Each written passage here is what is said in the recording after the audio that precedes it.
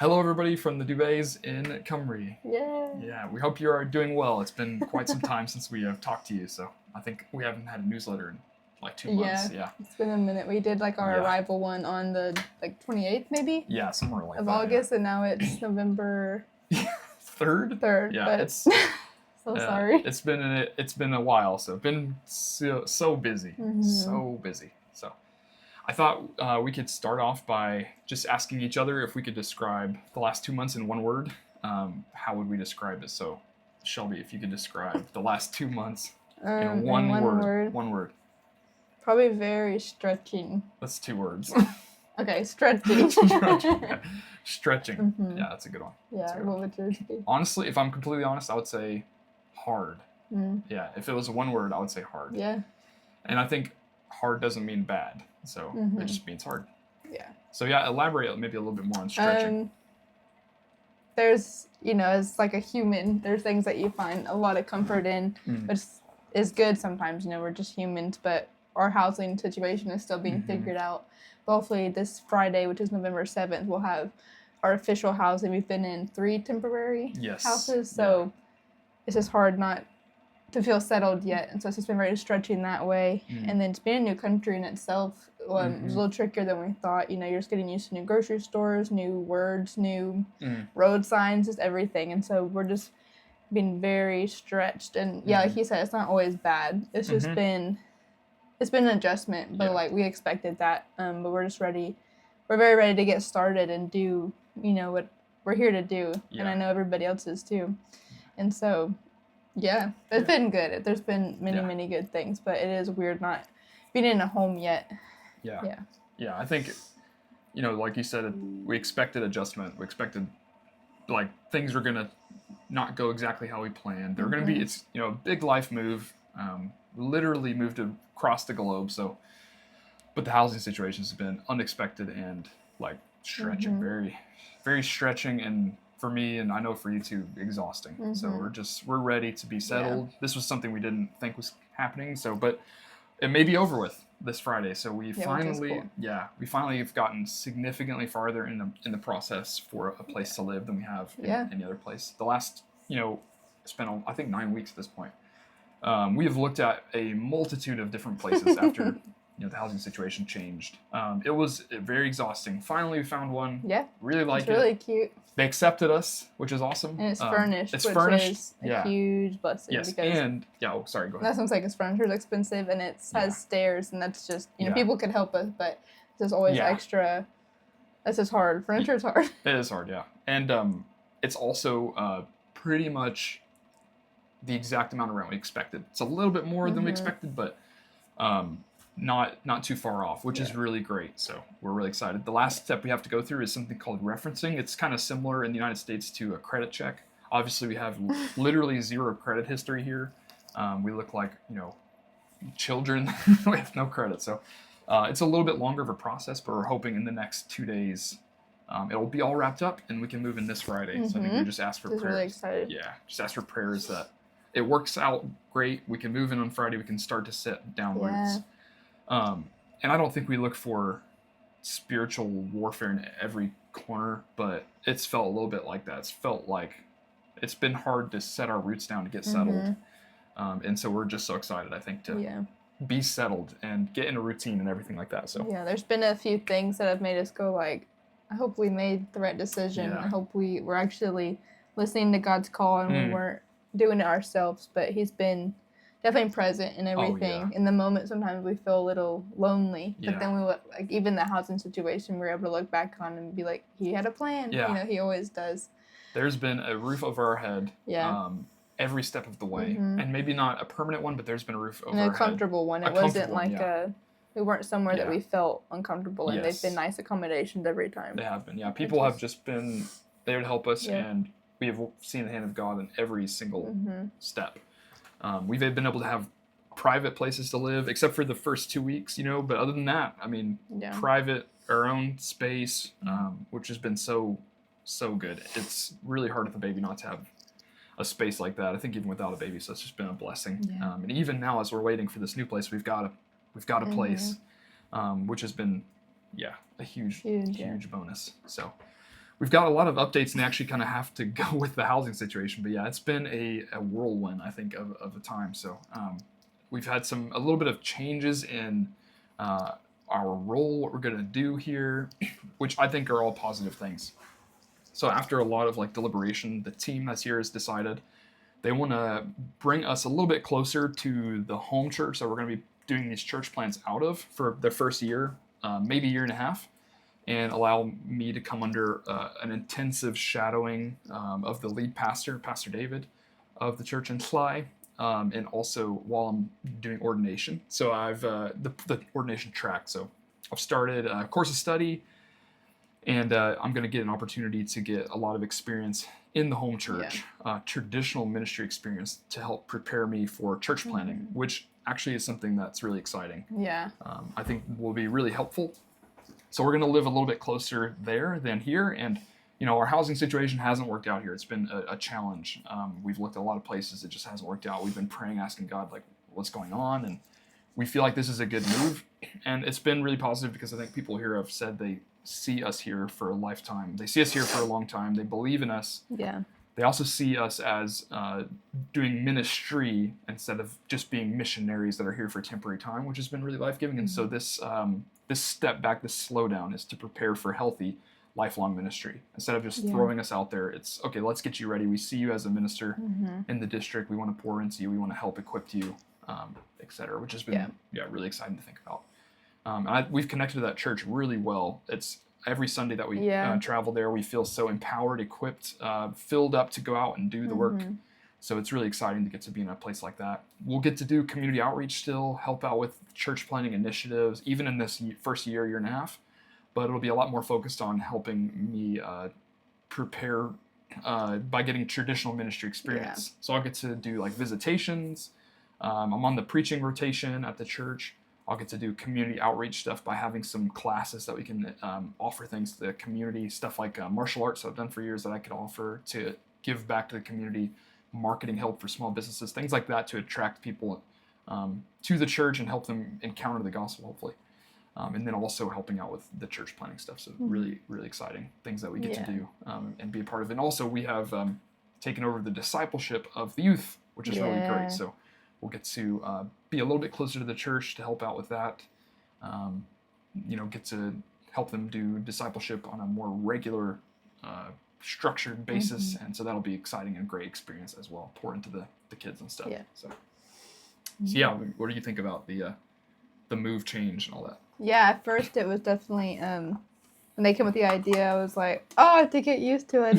And like another place, but it is somewhere that we are every Sunday that we really like. And then just the adjustment itself is hard. It feels like we're letting people down. But I know we're not. And I know they have like our best interests in mind and that they just want the whole thing in general to like be smooth and work out. So they're extra willing to take a step back while we take a step back and learn these skills that we honestly we don't have much of. Like I've grown up in a church, you haven't.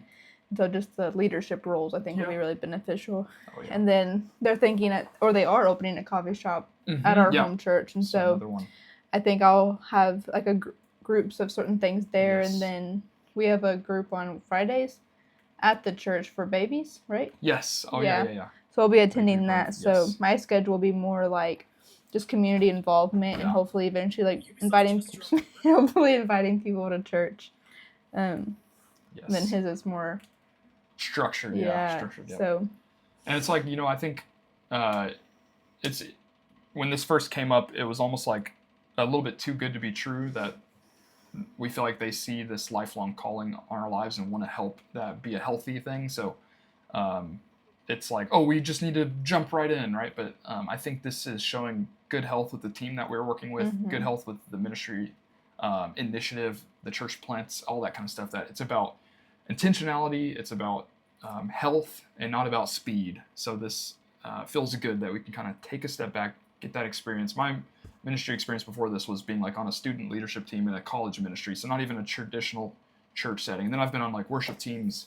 Obviously, I've preached before, that kind of stuff, but I've never gotten to have a traditional church ministry experience, if that makes sense, where I'm kind of working in that way. So even though these church plants aren't traditional churches that we'll be planning, I think that's really helpful to see and participate and be in the life of a pastor, walk in that role in a traditional setting and go out from there. Yeah. The hope too is that, after this first year of doing that, I'll hopefully have my district license at that time, which would be incredible. So that will help even more with the church planning. I can help in ways that I can't now with my local license. So that'll be really nice to get to that level of experience, step out. And that may mean we come back to Colen Bay to this church plant. It may mean that the second one launches down the road and we'd be part of that. So, but I think that's just in a year. We're going to kind of visit that and figure out, and of course defer to the team and the oversight team at the church, their vote, their decision, all that kind of stuff. So any way that we can help. But yeah, it's been hard. A lot of things has changed. A lot of things have, it's like Shelby said, you expect change when you do something like this. You expect time to settle in, but you don't expect literally every single thing to be different and almost feel like it doesn't work, For most of the time we've been here, we were at a temporary accommodation that was pretty much on top of a mountain without a car. And, we didn't know where we were going to live, which affected our rent budget. And it was challenging. It felt isolating at times, but a lot of that stuff has started to shift. We got a car about a month ago almost. 6 days from now will be a month ago that we got our car, which is awesome. So I'll put a picture up. And that has changed a lot. But we named it Rith, which means like freedom. Because we felt very trapped before we got the car. So the car broke down like a month ago. So that was we got it a week ago. Sorry, the car broke down a week ago. Right as we had to move into this place. So that was the whole thing. But we've got it back now, running great. It was under warranty still, so it was all covered. And it feels like things are starting to move in the right direction. Potentially have a place to live. We've got a reliable vehicle, and we're back in Colen Bay until we get to move to our apartment. So we're in a much more accessible area. What do you think about the country? The area that we're in. Like, this time that we've been here. What are your thoughts on that? I mean, I love it. People will ask me, like, what do you miss about home? The only thing I can ever say is like family and friends, because I just really love like the scenery here. The people, the slow-paced life, just the communal way that, I don't know, just everything is just really nice here. I just love it. It's very, even the air feels different. I don't know. It's just very nice. I think the tap water. I think everybody I could think of would love it here, honestly. But yeah, it's been really good. It has been. Either there's been some hard stuff. I love it.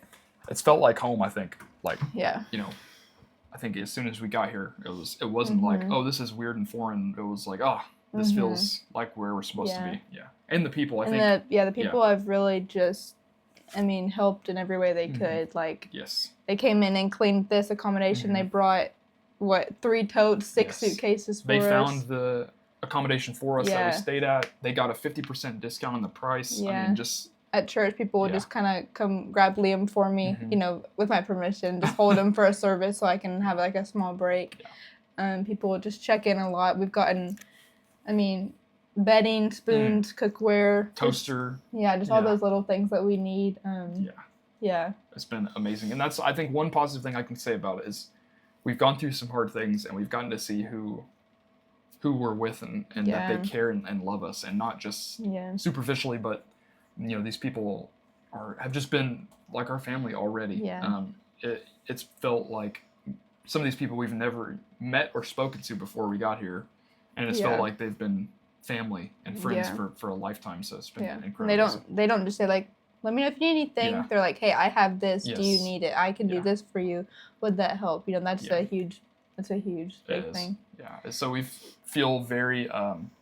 As much as it feels isolating and challenging and hard, it's also felt like we know that there's people that are with us. We know there's people that, and not just like, oh, I hope everything gets better, but people that are really genuinely caring for us and ministering to us too, which has been incredible. It's been a huge impact on us, and we feel so at home at the church. I think for me, it's felt like a home church in a way that I've never felt before. So it just feels like our place, and feel so accepted and welcomed, and it's been amazing.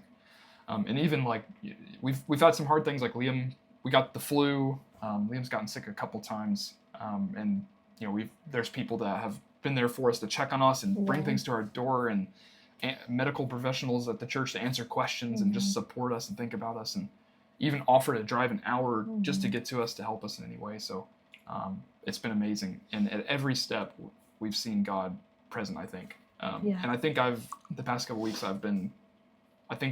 like you said, it's been stretching. Something I feel like what God has been trying to reveal to us is daily bread. You know, in the Lord's Prayer, we pray this prayer for daily bread. And we don't pray, Lord, give me my bread for a week. Give me my bread for a month or the year. It's every single day. And it's that story of the Israelites waking up, opening up the tent doors, and the bread is there, and taking just what you need for that day. And I think that's what a life of faith is every single morning you get your bread for that day. And trust that it will be out there the next morning. And it's hard to do that. I think our lives, right now, we're living on completely daily bread. We don't know what will happen the next day or the day after that. We don't know if we have enough for the next day, but we know we have enough for today. God has faithfully provided every single step of the way. When we got sick, it was really scary. We had to go to the ER, but we had a car at that time. Imagine if that happened before we had a car. It was like a few days after we got the car. It was a few days after. So it's like the provision of God in a miraculous and amazing way. We had to move out of the place we were living at right as this place became available. So we wouldn't have had a place to go, or we would have had to move in with people with a baby, and it would just been awful. So it's been every step of the way. God has provided and used his people to provide and care for us and give us that daily bread. And so I think that was a lesson that we needed to and continue to need to learn, is to trust in the Lord and go, he's given me enough for today, and sufficient is the trouble for today. I don't have to think about tomorrow. But I can trust that I've got my bread for today. And I can meet with the Lord tomorrow and ask again. And he never turns somebody away who asks for daily bread. So and even like I think on the first newsletter we sent out when we got here, we mentioned that our raised budget only covers immediate bills like housing, utilities, phone, internet, groceries. And so we kind of just mentioned that, and the guys have sent in almost like the exact amount that we've needed for every time extra things, which has just blown us away. So we can't thank you guys enough. And I hope we've gotten to thank everybody. For like your Venmo donations. I mean, it's genuinely like we added it up and we're like, holy cow. Cause like we do have to, out of our own pockets, you know, it's like gas. I can't even not think. gas. Oh. Pretty much. Or it's gas if we do something fun, something like that. If we're not working, we drive our car. Like that's technically not covered. Like Liam for diapers, like anything that he needs like that. If he needs clothes as he grows, like anything outside of a grocery bill, a cell phone bill, internet for working, gas for working, that kind of stuff is completely uncovered. And so that is, and he's grown so fast while being here. So that you guys have helped so much with that, even. So we can't thank you enough. It changes a lot when we know we have support like that. It does. It has made a world of a difference. And I mean, every couple of days we just have shocked faces thinking about seeing another thing pop up where people are just being so generous. So thank you, each and every one of you. And you've been a blessing. In fact, when our car broke down, we had to move out of this place. We had to rent a car. And that's on us. The price is completely on us for that. And we got a Venmo, I think, that evening. And it was almost to the dollar, the exact amount, like almost to the dollar. So you guys have been the hands and feet of Jesus to us. You have filled us with such comfort and support, and it's been hard. And sometimes, I'm not going to lie, this is a place I've wanted to go my whole life. I felt this call in my heart, and I've been so hungry to be here, but there have been hard days where it's felt too much and tiring and exhausting, and then something like that will happen. And we'll see a Venmo come by, or we'll see somebody's text message, and we're like, wow, people are in our corners. In the United States, here in the United Kingdom, and it's been an injection of hope. So I think, can't thank you enough. Genuinely cannot thank you enough. It's been so special. And I feel like in this past 2 months, we've been ministered to in new ways, which I think is so important as you go out and do something like this, that you're noticing the Lord and his people ministering to you as well, so that your cup can be full and you can pour out and minister to other people, which has been incredible. So I thought the last thing maybe we could talk about was maybe if you want to share a little bit about what you've been doing the past 2 weeks, other than like looking for a house, a car, like that kind of stuff.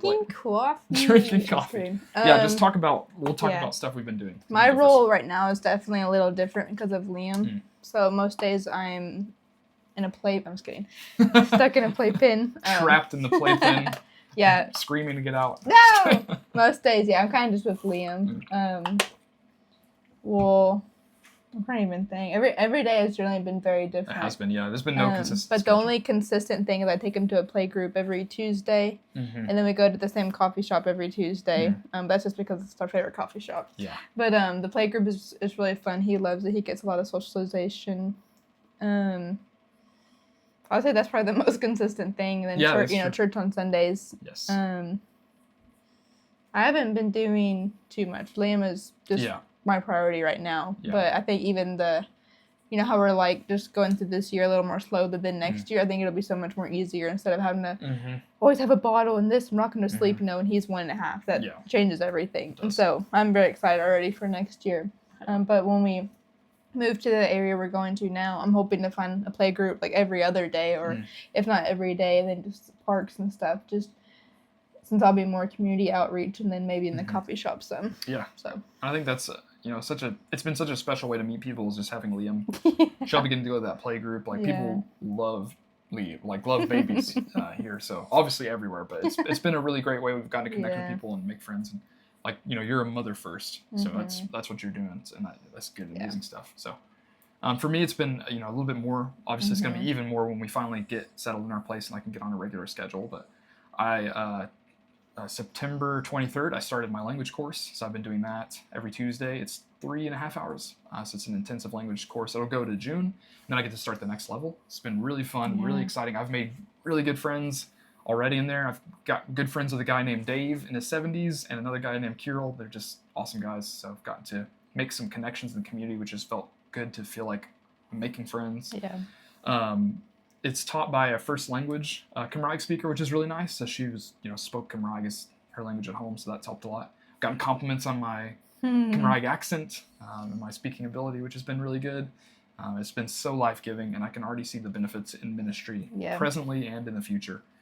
We were at a pumpkin patch on Saturday. Yeah. And he got to actually just casually use it. Yes, I think for the first time, right? No, there's been a couple times, but yeah, that was maybe more back and forth. That was really cool. But even an amazing thing about language anywhere, especially here in a place where it's been pushed down, is it's such a way in and such a way to connect with people.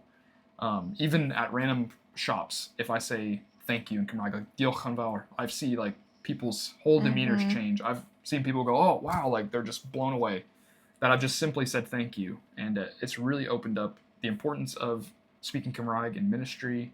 That is such a special thing. It's such an incarnational way to be with people and to connect with people, and it's a language that you don't have to learn if you live here. English is spoken everywhere.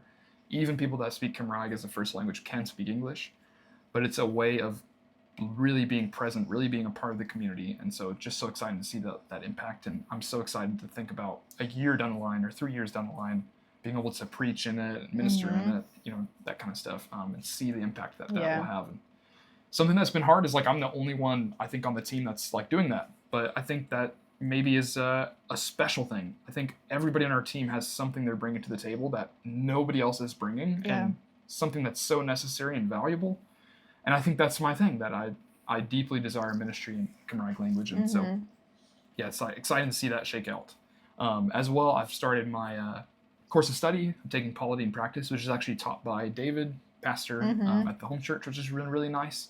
He's filling a lot of roles in our life, which has been really special. He's a professor for me at the university, a mentor, a friend, a pastor, kind of like a quasi-paternal figure here in the United Kingdom, taking care of us and ministering to us as a family, checking on all three of us.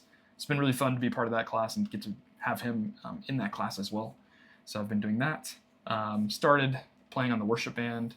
We decided to take over the youth discipleship after being asked, and then as well just helping flush out the ministry document that is defining the church plant initiative that we're having. So gotten to use my marketing and design skills to help with that. And this is a document that will get sent to global missions, get sent to investors to hopefully ask for more help, more investment to grow this church planting initiative across the north of the country, maybe even the entirety of the country, and doing it in other countries. So that's been really fun and exciting to do as well. I'm trying to think if I've done anything else. Just making friends, getting settled, learning the area, that kind of stuff. So. I think that's it. So Yeah, we can do a speed round of things. Like Yeah. we got to see Ginger and Steven. Oh yes, that was so fun. Yeah, like Oh, our second week here, some friends from back home, I don't know if they live. You can cut that part out. Are you cutting stuff out? nah, we'll just leave it rolling.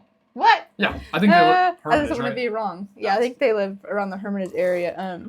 They brought us, I think, 6 suitcases. Yeah, for free, by the way. Like they did it for us. Yeah, Ginger works for American Airlines, and so we were able to 300 pounds of luggage. spend maybe 3-4 hours with them. Yes. I think it was really nice. so Matt, fun. after they left, I was like, oh, that's just so nice, like being with people from home. He's like, I didn't realize how much we kind of have to adjust to the UK terms. You know, like a trunk is a boot, diapers are nappies, strollers a pram, just things like that. That we slowly have to we kind of have to think about. So it was really nice to just to talk to them and see them and just remember little bits of home. Yeah. And then something really cool they did is we were just walking down the sidewalk and they just started praying for us. Not like, what do you call it? Traditional prayer. Yeah, It was just they were just praying and walking. That I don't know. That's just very special. Yeah. And then Very they still check in, 2 months later to see how the housing is going. Yes. Let's see. You have a list, I think, on your phone. Yeah, I think. Well, that may be an old list. But what have we done? Just like special things. Let's see here. Oops. Opened up the shopping Newsletter. list. Yeah. Oh, there we go. Ginger Steven. Yeah. Oh yeah, we got to have our first roast dinner. Yes, we did. Yeah. A woman named Kelly from the TMS coffee shop took us. I don't remember what it was named. The Grosvenor. Yeah. It was like a pub. So that's a thing here. It's, yes. Every Sunday Sunday, I roasts. guess if you're like a family gathering, you have. Where's the Yorkshire pudding? Yes, Yorkshire Which pudding. is. Yeah, you should look it up. I'll put a Yeah. picture up. It's kind of hard to explain, So and good. then the meat, then roasted carrots, potatoes, stuffing. So that was really fun. She's someone that has welcomed us immediately in Nicole and Bay. She has put Liam into the carrier and rocked him to nap, and she got him like a little monkey. Sadly, not real, but a monkey. She went on a cruise. We did the commissioning service, which has been really special. Yeah, that was very cool. We put the link down. That was really cool. Put the link so that you can watch that. But we've transferred our membership to the home church here that we're planning the other churches out of, and then my local license has been transferred here. So I got awarded my local license here at the church, which is amazing. So I can start working towards the District 1 and ordination, all that fun stuff, which has been really special. And it was the entire church service was the commissioning service, so which was really special. It felt like they were really excited to welcome us to be a part of it. It was really, really special. So just a beautiful They moment. did a prayer in Qumran for me, which it was very special. Yeah, broke down in tears, whatever. No big deal. But let's see, what else?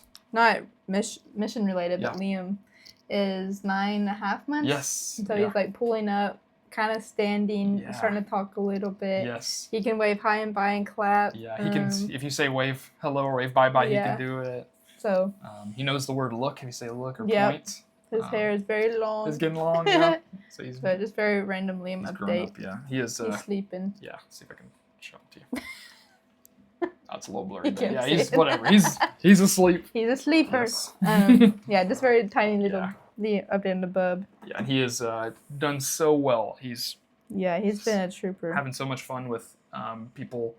So a lady named Darlene has come from Canada too, a little bit before us. She's the associate pastor at Fly.